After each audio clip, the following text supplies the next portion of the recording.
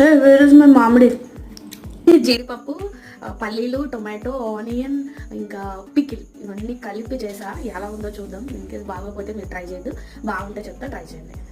నా experiment success అయింది, మీరు కూడా చేసుకోండి, బాగుంది.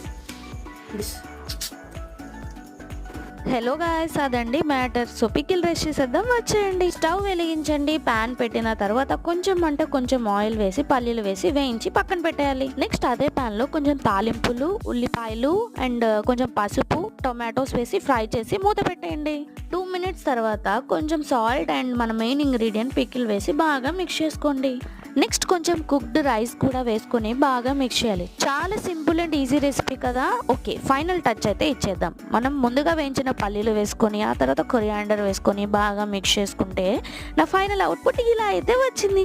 మీరు కూడా ట్రై చేసి ఎలా ఉందో కమెంట్ చేయండి. And please don't forget to subscribe.